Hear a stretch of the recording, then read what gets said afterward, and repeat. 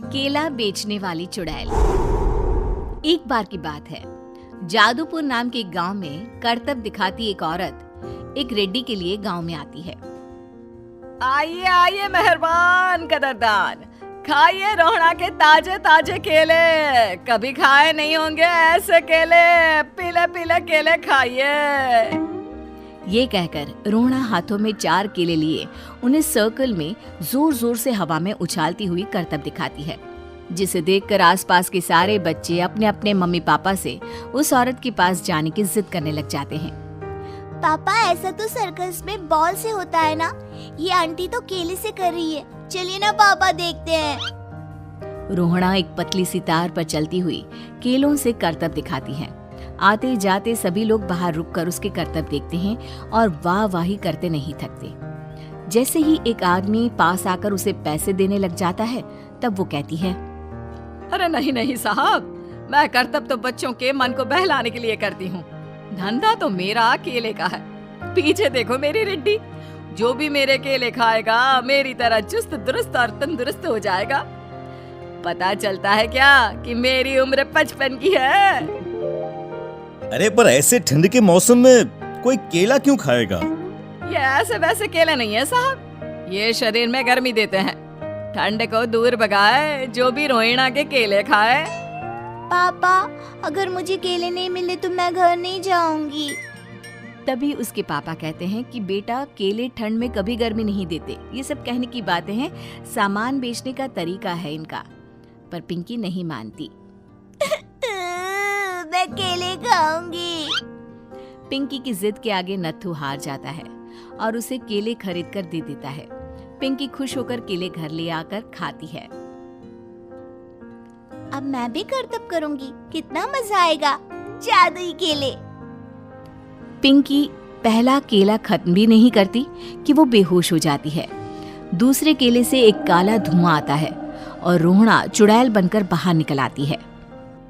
मेरे भूतिया केले बच्चे न खाए, ऐसा हो ही नहीं सकता। जादूपुर वालों, कब तक बचोगे? आ गई हूँ मैं रोहड़ा, जिसका कोई नहीं कर सकता सामना। रोहड़ा पिंकी को गोद में उठाकर काले धुएं में कहीं गायब हो जाती है। शाम के वक्त नत्थू घर लौटता है और पिंकी को घर में ना पाकर उसकी माँ से कहता है, माँ पिंकी कहाँ है?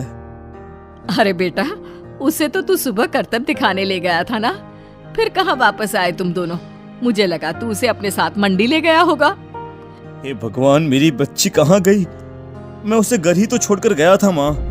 नत्थू गांव के घर कोने में अपनी बेटी को ढूंढता है, पर उसे वो कहीं नहीं मिलती।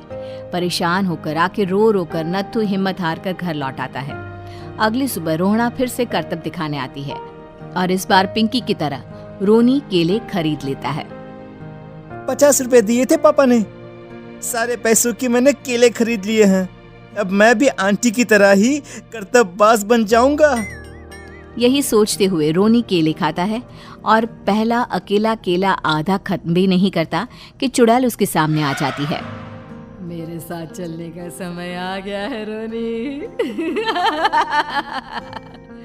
ये तो बस शुरुआत है। अब इस गांव के सारे बच्चे धीरे धीरे मेरे कब्जे में होंगे, एक बच्चा भी नहीं बचेगा। ये कहकर रोना रोनी को गोद में लेकर काले धुएं में अदृश्य हो जाती है। इसके बाद हर रोज गांव में से कोई ना कोई बच्चा गायब होता, पर ऐसा क्यों हो रहा है किसी को भी समझ में नहीं आ पा रहा था। रोज की तरह अपनी बेटी पिंकी की तलाश में नत्थू गांव के एक तालाब के पास बैठा रो रहा था। कहाँ गई मेरी पिंकी? शकुंतला के जाने के बाद एक वही तो मेरा सहारा थी। अरे उसकी आत्मा कोस रही होगी मुझे कि मैं अपनी बच्ची को संभाल भी नहीं पाया। नत्थू ये कहता हुआ रो ही रहा था कि तभी तालाब में से उसे शकुंतला की आवाज सुनाई देती है। कहाँ थी तुम शकुंतला? हमारी बच्ची और सारे गायब हुए बच्चे रोहड़ा के कब्जे में हैं। वो बच्चों को जो केले देती है उससे बच्चे बेहोश हो जाते हैं और उसके कब्जे में आ जाते हैं और वो उन्हें ले जाकर काली दुनिया में ले जाती है। पर वो ऐसा क्यों कर रही है?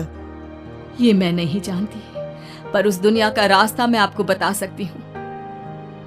जहां ये नदी खत्म होती है वहां एक केले का पेड़ है, उसके नीचे एक दरवाजा है, वहीं से रास्ता जाता है उस दुनिया का। ये कहकर शकुंतला की आत्मा गायब हो जाती है। गांव के सभी लोग झुंड बनाकर उसी रास्ते से काली दुनिया में चले जाते हैं और वहां देखते हैं कि सारे बच्चे वहां काम कर रहे थे। पापा मुझे ले चलो यहाँ से। पापा पापा। सभी बच्चे अपने मम्मी पापा से लिपट जाते हैं। तो तुम लोग यहाँ तक आ गए? क्यों हमारे बच्चों को पकड़ लिया तूने? तुझे शिकार ही बनाना है तो ले, हम सब आ गए हैं, हमें खा ले। नहीं, मुझे बच्चे चाहिए। मेरे बच्चे के बदले तुम लोगों के बच्चे। क्या मतलब? मैं इसी गांव में रहने वाली एक औरत थी। केले की चोरी के इल्जाम में मेरे बेटे को गांव वालों ने इतना मारा कि वो मर गया। उसी दिन मैंने ठान लिया कि गांव वालों का भी वही हाल करूंगी। कुछ दिन बाद बेटे के चले जाने के दुख में मैं भी मर गई और मेरी भटकती आत्मा एक चुड़ैल बन गई। और फिर मैंने बदला लिया तुम सबके बच्चे छीनकर। बर्दाश्त नहीं कर पाए ना? सोचो मुझ पर क्या बीती होगी। हमें माफ कर दो रोना। पता नहीं ये किसकी गलती थी, पर हम सभी माफी मांगते हैं। हमारी खुशियां लौटा दो, तुम भी तो एक माँ हो। गांव वालों की बात सुनकर रोना का मन पिघल जाता है और वो बच्चों को छोड़ देती है। उसके बाद काली दुनिया बच्चों के लिए जादुई दुनिया बन जाती है। अब कोई भी कभी भी वहां आ जा सकता था।